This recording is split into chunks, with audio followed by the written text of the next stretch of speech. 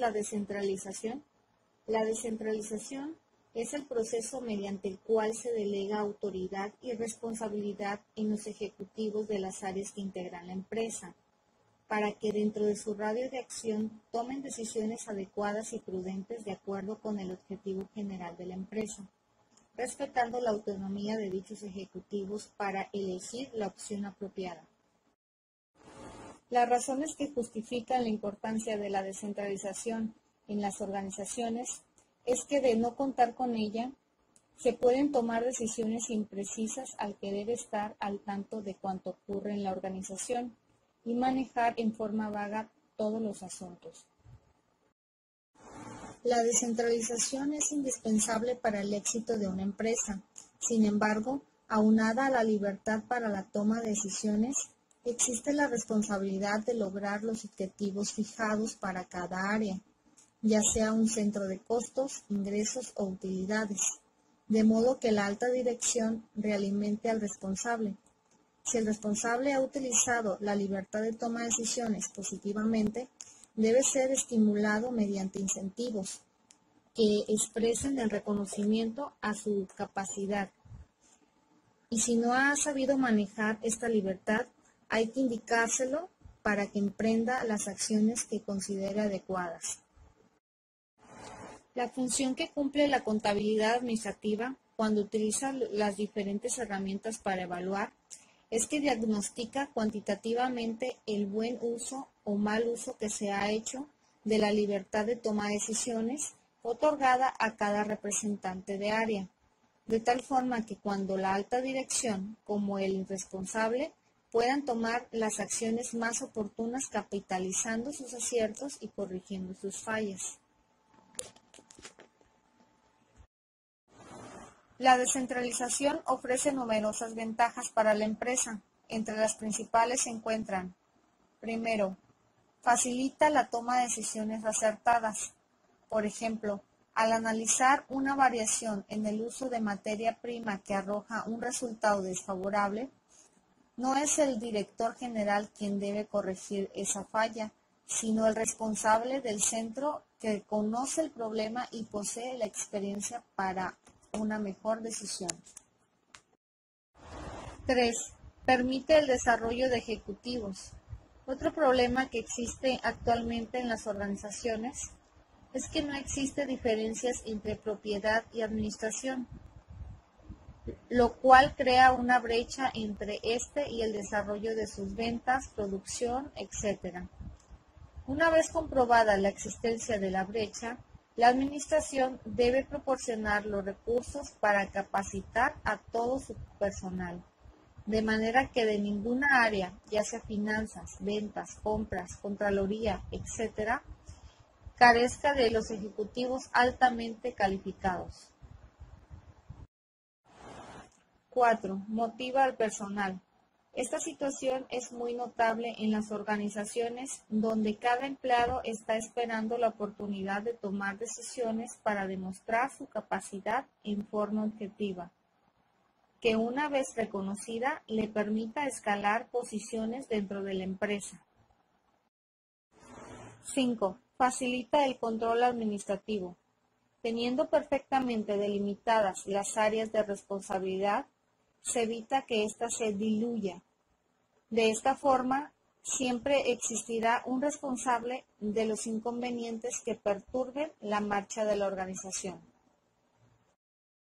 6. Permite la evaluación, ya que con datos, información confiable y cuantitativa se puede evaluar la actuación del personal en diferentes niveles.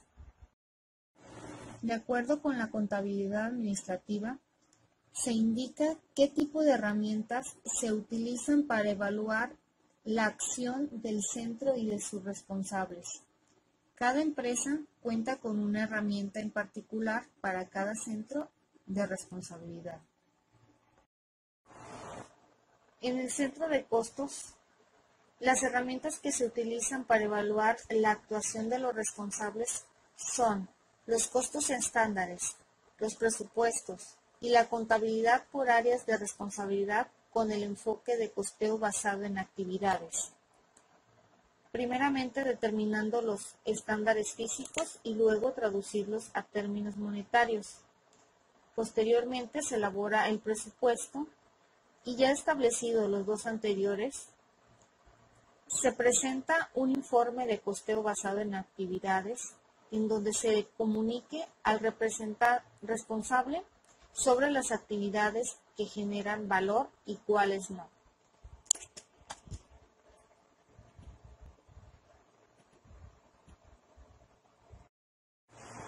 En los centros de ingresos, las herramientas para medir la actuación son los presupuestos, indicando de preferencia la cantidad a vender de cada línea, la zona en que habrá de efectuarse la venta, la composición de líneas, precios, etc. Y la otra herramienta para medir la actuación sería la contabilidad por áreas de responsabilidad con el enfoque de costeo basado en actividades, en la que se aprecie adecuadamente los aciertos y los errores que se hayan cometido. En los centros de gastos discrecionales, las herramientas para la medición del desempeño son dos. En primer lugar, los presupuestos, que es necesario recordar que estos centros son evaluados básicamente por la calidad del servicio. Por ello, queda a discreción del responsable efectuar el gasto que considere necesario para prestar el servicio de alta calidad. La segunda herramienta es la contabilidad por áreas de responsabilidad con el enfoque de costeo basado en actividades, en el cual se evaluarán los servicios prestados y los gastos incurridos para dar el servicio. Los centros de utilidades y centros de inversión son centros de naturaleza diferente. Sin embargo, es muy difícil separar uno del otro, porque las herramientas de contabilidad administrativa que se aplican para evaluarlos son casi iguales. Las herramientas que se utilizan en estos centros son los costos estándares, los presupuestos, la contabilidad por áreas de responsabilidad, con el enfoque de costeo basado en actividades, así como diferentes indicadores como la tasa de rendimiento sobre la inversión, el valor económico agregado, la utilidad antes de intereses, depreciación y amortización. Los sistemas de medición y desempeño son fundamentales para poder crecer y competir en el mundo globalizado de hoy. La administración del desempeño es básicamente la manera de atar la información generada por las operaciones de una empresa con un conjunto de indicadores utilizados para alcanzar la estrategia del negocio, y el resultado utilizarlo para hacer que el negocio funcione de manera más eficiente. Los sistemas de medición y desempeño tienen 4 usos principales. 1. Monitoreo. Realimentan en cuanto al alcance de indicadores y sirven de medio de comunicación con los diversos grupos que participan en la empresa. 2. Toma de decisiones. Apoyan y facilitan el proceso de toma de decisiones de cada representante. 3. Enfoque. Envían señales al interior de la compañía que tienen que ver con aspectos estratégicos de la misma. 4. Legitimación. Justifican y validan acciones y decisiones pasadas, presentes y futuras. En últimas fechas, se ha popularizado diversas herramientas para la medición del desempeño como el Balance Scorecard o indicador balanceado del desempeño, el prisma estratégico y modelo de excelencia de negocios. En medio de una competencia cada vez más agresiva, las empresas se ven en la necesidad de adaptarse lo más rápido posible a las necesidades de los clientes y del ambiente empresarial.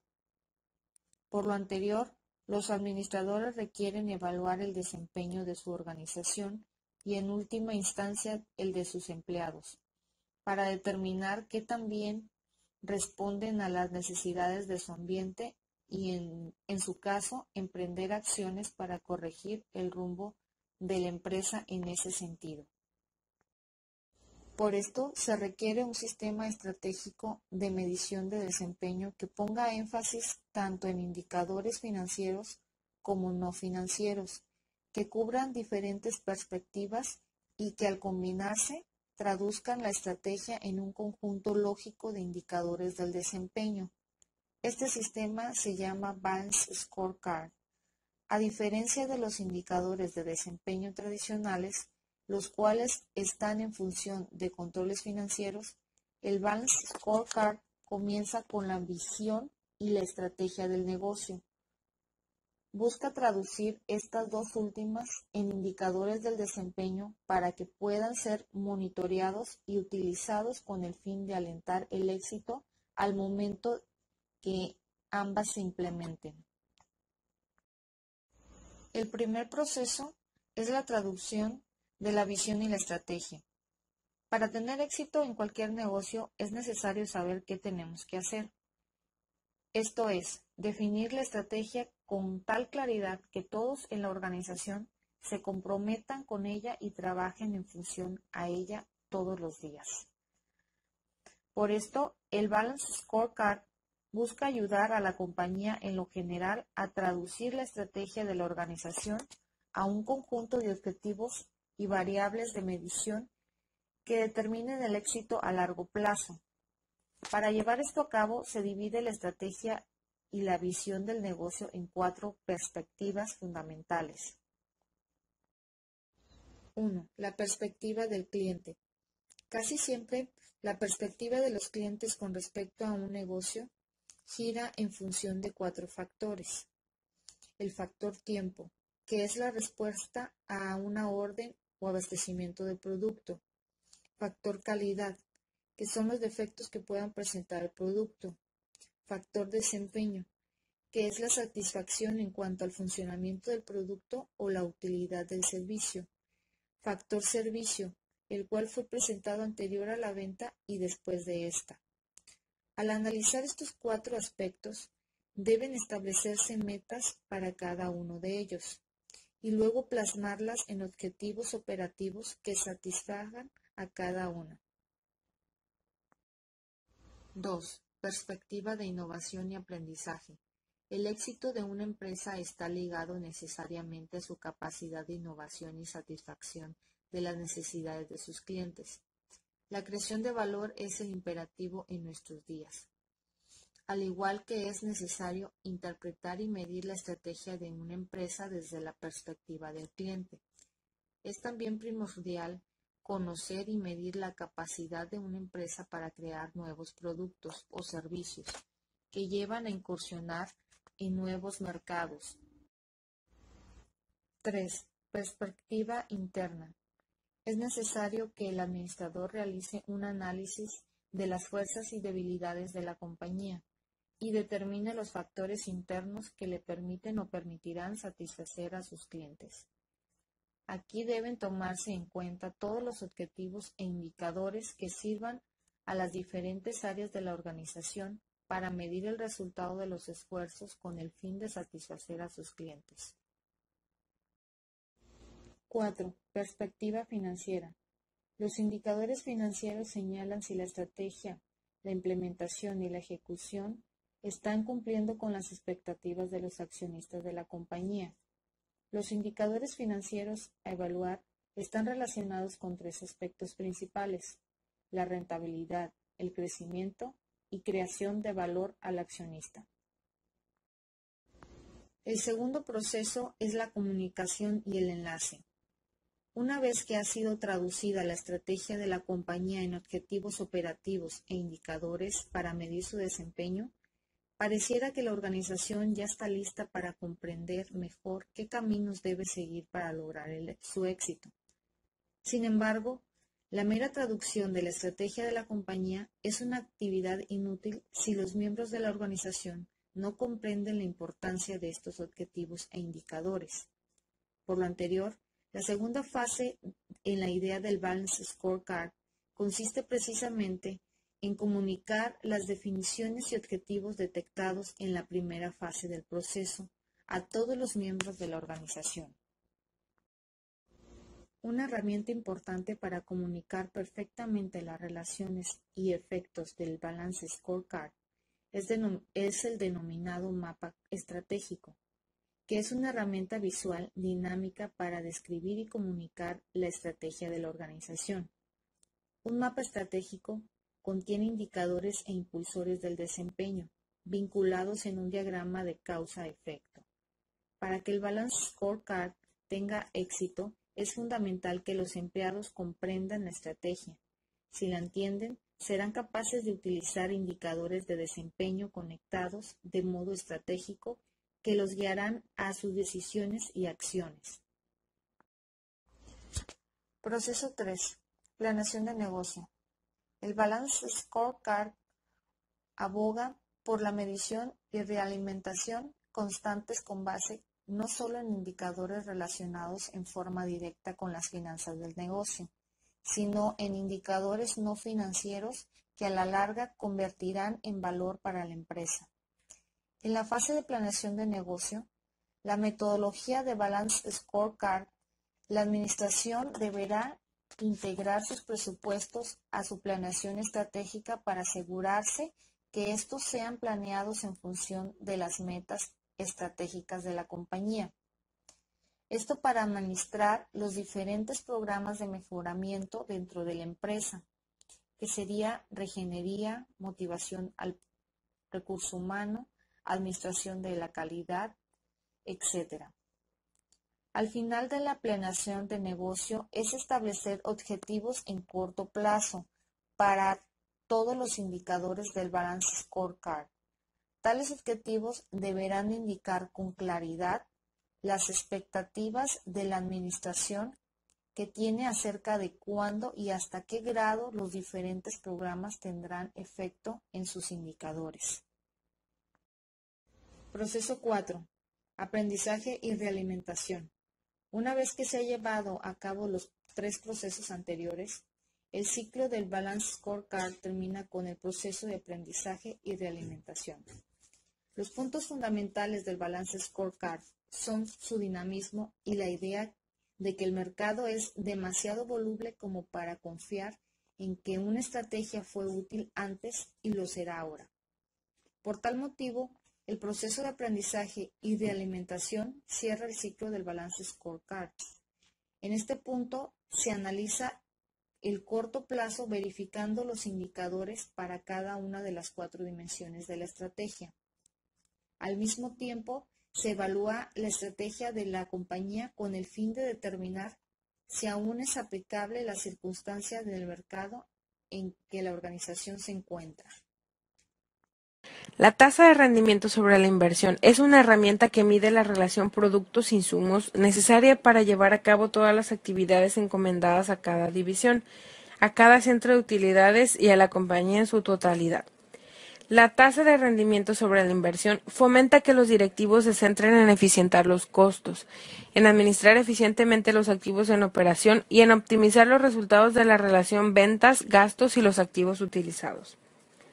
La fórmula para calcular el rendimiento de la inversión es la siguiente. Tasa de rendimiento de la inversión es igual a utilidades antes de financiamiento e impuestos sobre la renta sobre activos promedio de operación. Esta fórmula puede y debe dividirse en 2 variables que son las que indican con mayor claridad los aciertos o errores de los responsables de una división. Entonces, la tasa de rendimiento de la inversión es igual margen sobre ventas por rotación de la inversión, lo que nos da la fórmula tasa de rendimiento de la inversión es igual a utilidades antes de financiamiento e impuestos sobre la renta sobre ventas, esto multiplicado por ventas sobre activos promedio en operación. El margen sobre ventas representa el margen que se genera por cada peso vendido. La rotación sobre la inversión expresa cuántas veces ha sido vendida la inversión en activos, es decir, el número de veces que han rotado los activos. Las variables que integran la tasa de rendimiento son principalmente 2, el margen sobre ventas y la rotación de activos. Del margen sobre ventas se derivan la utilidad, las ventas, costos, precio, volumen y gastos de ventas. De la rotación de activos se derivan ventas, activos, activos fijos, activo circulante, efectivo, clientes, inventarios, etc. Es erróneo creer que todas las divisiones de un grupo industrial deben obtener la misma tasa de rendimiento, ya que cada una tiene recursos humanos, tecnológicos y físicos diferentes. De esta forma, resulta ilógico esperar que cada empresa produzca la misma tasa de rendimiento. Habrá empresas con un mercado controlable, otras cuyo mercado sea sumamente competitivo. Las hay cuya tecnología es obsoleta, otras cuyo personal está capacitado y otras en las cuales no. No podemos pedir a todas las empresas o divisiones de un grupo la misma tasa de rendimiento. Un rendimiento aceptable es aquel que genera la tasa real de interés que se obtiene en los bancos de los países desarrollados en valores de inversión fija, la cual es del 5%. Valor económico agregado. El valor económico agregado es el remanente de operación que una empresa genera después de deducir a la utilidad de operación los impuestos y el cargo del costo de los recursos que son utilizados en la operación. Los resultados del valor económico agregado están en función de 4 factores básicos. Dependiendo de cómo se administre cada uno, se obtendrá un valor económico agregado atractivo o no. Los factores básicos son los siguientes: ingresos, costo del capital de los recursos, administración de la inversión de activos fijos y el capital de trabajo. Además, la administración del margen. El valor económico agregado se debe utilizar como criterio para valorar adquisiciones, revisar proyectos de inversión, evaluar estrategias, medir la actuación de los ejecutivos, pagar bonos por resultados y establecer metas que incrementen el patrimonio de los accionistas. Todas las decisiones anteriores están en función de maximizar el valor económico agregado. Una manera de determinar el valor económico agregado es el siguiente. Valor económico agregado es igual a tasa de rendimiento de activos netos menos costo de capital promedio ponderado. Esto multiplicado por el total de activos netos. La utilidad neta de operación no incluye los gastos por intereses, las partidas extraordinarias de gastos o ingresos, ni las amortizaciones del crédito mercantil. Compensaciones para el desempeño. Mientras algunas compañías consideran el desempeño de una división como equivalente al desempeño del administrador, existen buenas razones para separarlos. Frecuentemente el desempeño de una división está sujeto a factores que van más allá del control del administrador. Por consiguiente, es importante compensar el desempeño del administrador de acuerdo con factores que estén efectivamente bajo su control. Incentivos económicos para administradores. En el caso de una compañía pequeña cuyo propietario y administrador es la misma persona, no hay problema. El dueño invierte tanto esfuerzo como él desea y recibe el beneficio económico. Sin embargo, en la mayoría de los casos los dueños contratan administradores para operar la compañía día a día y delegan la autoridad de toma de decisiones a estos. De una forma similar, los administradores divisionales son contratados por el director general para operar sus divisiones a nombre de los dueños. Por ende, los dueños deben asegurarse de que los administradores están brindando un buen servicio. Administración de las compensaciones. La administración de las compensaciones frecuentemente incluye incentivos relacionados con el desempeño. El objetivo es alentar a la congruencia con las metas, de tal manera que los administradores busquen lo que más les convenga a la compañía. Los alicientes incluyen incremento en el sueldo, bonos basados en la utilidad generada, acciones con opción a compra y compensaciones no financieras. Las compensaciones en efectivo se ven reflejadas en sueldos y en bonos. Las compensaciones no financieras no están ligadas al dinero, pero también son importantes. Algunos administradores en ocasiones cambian beneficios económicos por un mejor puesto, una nueva oficina, una cuenta de gastos bajo su responsabilidad, etc. Precios de transferencia. Los precios de transferencia son los que se utilizan para transferir un bien o un servicio de un área de responsabilidad determinada a otra. Por ejemplo, si hablamos de un grupo industrial integrado por varias empresas, entre las cuales se encuentra una que produce un artículo químico, para esta será un artículo terminado. Sin embargo, para la otra puede llegar a constituir una materia básica. Se deberá fijar entonces a qué precio se va a vender el producto químico en una empresa y en la otra. Otro ejemplo es el caso de una empresa que tenga departamentos productivos y áreas de servicio como contabilidad, relaciones humanas y mantenimiento. El problema es cómo las áreas van a cobrar los servicios a los departamentos que reciben el beneficio o servicio, es decir, a qué precio lo van a transferir. El problema de fijación de precios de transferencia se agudiza cuando se descentraliza una empresa o un grupo industrial. Cada una de las empresas se constituye en centros de utilidades en los que los responsables son evaluados por el rendimiento aportado a la empresa o al grupo industrial, y cada uno querrá comprar al mínimo precio posible para incrementar sus utilidades y rendimientos. Esta situación se produce al llevar a cabo la descentralización, transformando en autónomo cada centro de utilidades dentro de una empresa o un grupo industrial. La autonomía les da la libertad de tomar decisiones como comprar el producto o el servicio dentro o fuera de la empresa o del grupo industrial.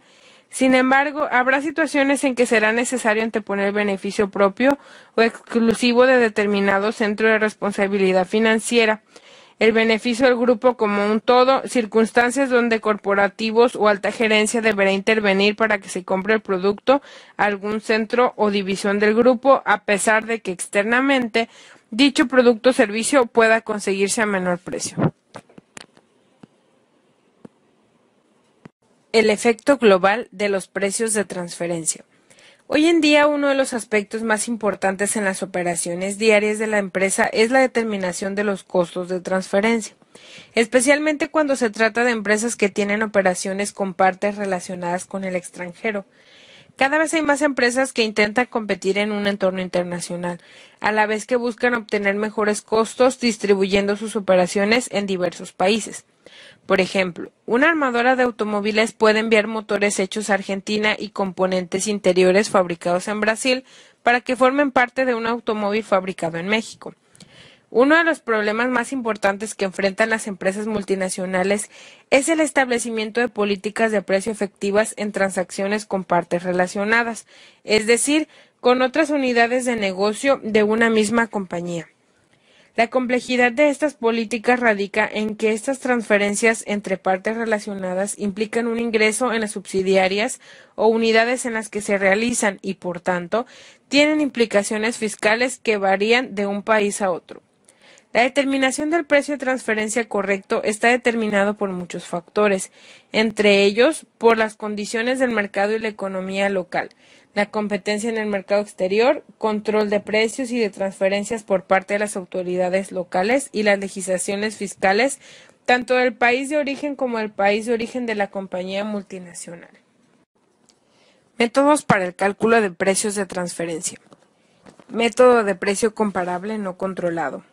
Una venta no controlable se define como una venta en la cual el comprador y el vendedor no son miembros del mismo corporativo o holding.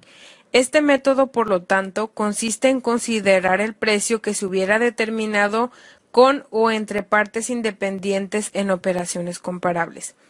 Desde un punto de vista de descentralización y evaluación del desempeño, este método es ideal para transferir los productos. Es el que más se adecúa a la descentralización a través de centros de utilidades, ya que dicho precio engloba el costo del producto y un margen de utilidad. Cuando se utiliza esta base, las divisiones o centros de utilidades reflejan la contribución de la división a las utilidades totales de la empresa o grupo.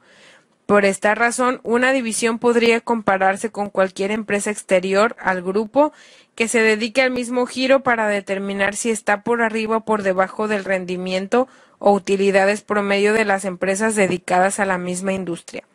De preferencia, deben compararse con la mejor compañía en su industria, es decir, con su benchmarking y conocer cómo se ha logrado dicho liderazgo. Método de precio de reventa. Si no se logra determinar un precio que cumpla con el principio de independencia al utilizar el método de precio comparable no controlado, la OCDE establece que se debe emplear un precio de reventa. De acuerdo con este método, el precio toma como base el precio al que el comprador vendería el producto transferido a un tercero, disminuyéndole el margen de utilidad que obtendría dicho vendedor. Dicho margen se calcula usando el margen obtenido con el precio de venta ganado por un miembro del corporativo al venderlo a un tercero, o en su defecto, considerando el margen que se obtendría un vendedor independiente de la compañía en una transacción similar. En ambos casos, el margen debe ser lo suficientemente grande para cubrir los costos de operación y generar un margen aceptable en el mercado, basándose en las actividades realizadas, los activos utilizados y los riesgos que implica el negocio. Método de costo adicionado. Existen ciertos productos o servicios cuyo precio es imposible determinar en función al mercado, puesto que no existe localmente o son muy específicos dentro de un proceso de producción determinado. El modelo de costo adicionado consiste en determinar el costo de producción y agregarle una utilidad en base al costo, tomando como referencia transacciones similares, ya sea dentro del corporativo o en operaciones similares llevadas a cabo por terceros. Métodos transaccionales, métodos de partición de utilidades y métodos de márgenes transaccionales.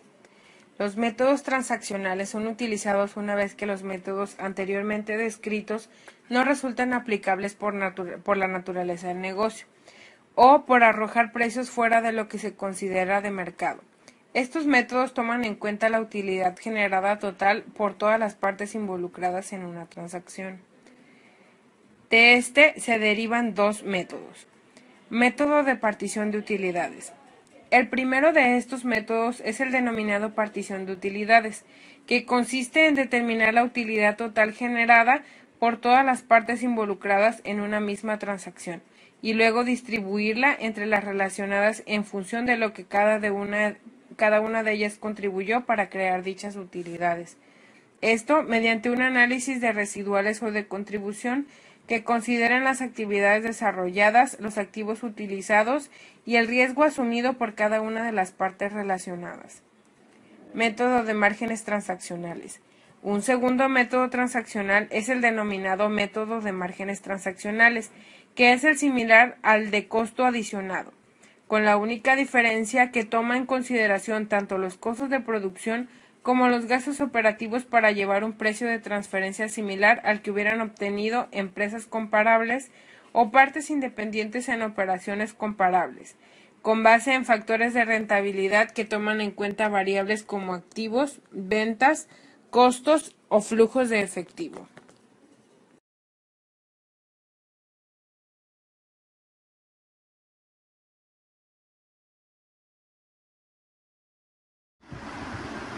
Muy bien, pues nos presentan un problema donde se habla de una compañía que produce tablas de surfear y ha operado por 6 años.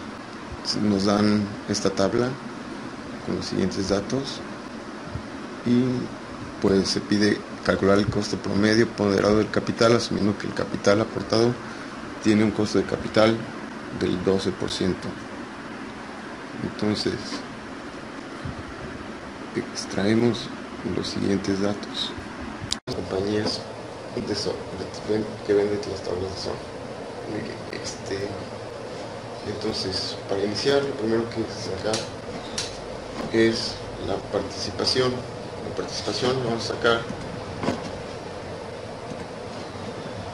con el total de los valores, y para esto pues hay que sumar todos los valores, conocer el total, y después, ya que debido que la participación es la parte que le corresponde a este valor, pues para calcularla hay que dividir el valor entre el total de los valores, y esto da que es 0.1, o lo que sería lo mismo sería el 10%. Eso quiere decir que las obligaciones representan el 10% del total de los valores. Hacemos lo mismo con el capital aportado, lo dividimos entre el total de los valores y tiene participación de 0.9 o 90%. En total eso te da 1, lo que sería 100%, entonces está correcto. El costo se saca con la ayuda de una pequeña fórmula.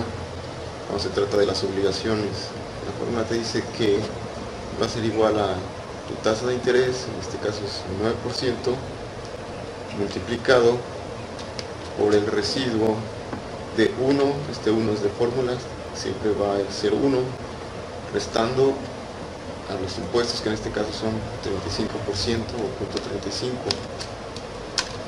Con eso ya sacas el costo de las obligaciones. Para sacar el costo del capital aportado, simplemente hay que tomar el costo de capital. Entonces esto va a ser igual al costo de capital. Y para ponderar los costos, pues se multiplica el costo por la participación. Por eso ya tienes el costo ponderado. Se hace en ambos casos igual. Y una vez hecho esto se suman ambos costos. Y ya con esto tendrías lo que te pide, que es el costo promedio ponderado. Esta sería nuestra primera respuesta. Costo ponderado. Después de esto nos dice que hay que calcular el costo total de capital empleado por la compañía el año pasado. Este costo total sería igual a nuestro costo que acabamos de sacar multiplicado por el total de recursos utilizados el año pasado. Entonces esta sería nuestra segunda respuesta. Y para sacar el BEA hay que restar la utilidad neta menos el costo total. Y esta sería nuestra tercera respuesta. Y con esto terminaríamos el ejercicio.